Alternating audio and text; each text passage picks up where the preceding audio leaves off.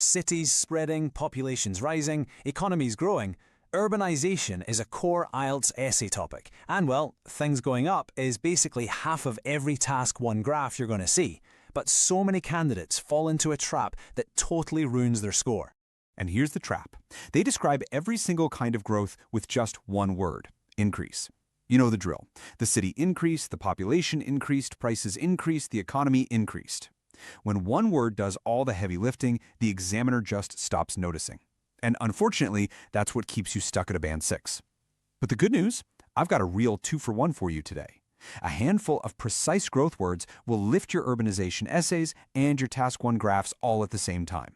Don't worry about memorizing a list. We're just going to follow a story, and you'll naturally feel which word fits which kind of growth. So, welcome back to Mina's IELTS Notebook. Let's dive in. Let's start with growth in size or area. The word is expand. To expand is to grow bigger in size, area, or scope. Think about it like this.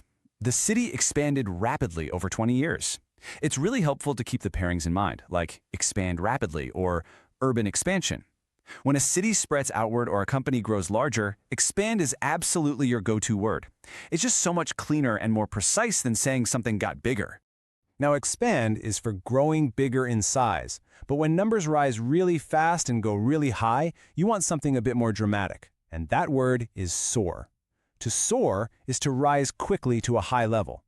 Imagine a bird climbing straight up into the sky. For example, house prices soared last year, or unemployment soared to a record high. If you're looking at a Task 1 graph, writing prices soared is worth far, far more than writing prices increased a lot. So, soar is for rising high. Its close cousin is surge, which is a sudden, powerful increase. It's often like a wave that hits and then eventually settles. For instance, demand surged during the holidays, or there was a sharp surge in applications. Now, here's the subtle difference you need to know. Soar suggests a high, sustained climb, while surge suggests a sudden rush or spike. They're both steep, but they feel completely different. And showing the examiner you know when to use the right one, that shows real control. Okay, so those words describe numbers rising. But what happens when the growth is specifically about prosperity, like an economy or an industry thriving? For that, the word is boom. Like this: the tourism industry is booming. Or, during the economic boom, wages rose fast. Boom is all about rapid, prosperous growth.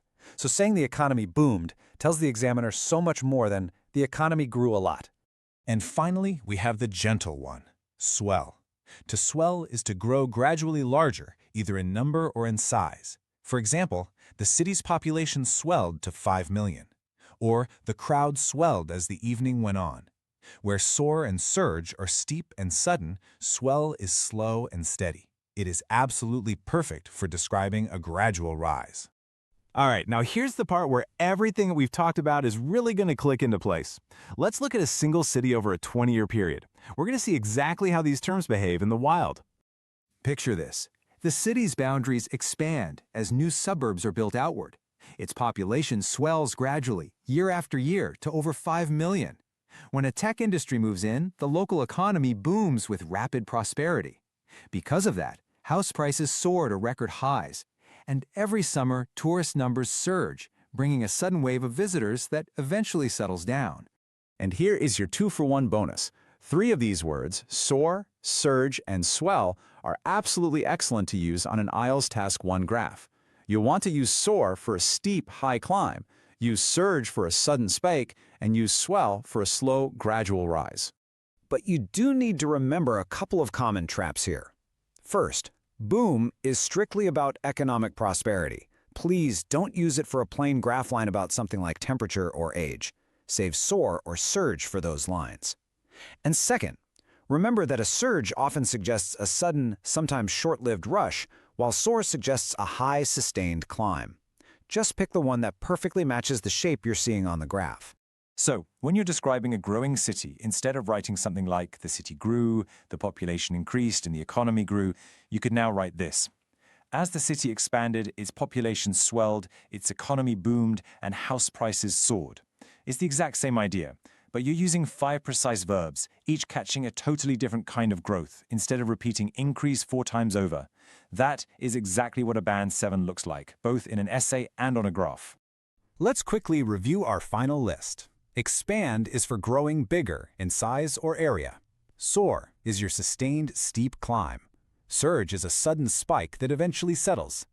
Boom is strictly for a thriving economy. And swell is your slow, steady growth in numbers. Feel free to take a quick screenshot of this if you need to. Before you go, I want to share 2 quick things that will actually make these words stick. First is shadowing. Go back through the review list and say each sentence out loud, right after me, copying my rhythm. Reading silently just builds mute English. Saying it out loud is what actually makes the vocabulary yours. Second is the 3-day rule. Watch this explainer once today, once tomorrow, and once the day after. 3 short visits will always beat 1 long cram session. That's how you beat the forgetting curve, and it's how these words become the ones you naturally reach for when you're under pressure in the exam. And one last thing. Tell me in the comments, using today's words, is the population of your city expanding, swelling, or soaring? Describe it in 1 full sentence. That's your first bit of real practice. You've got this. I'll see you in the next explainer. This has been Mina's IELTS Notebook.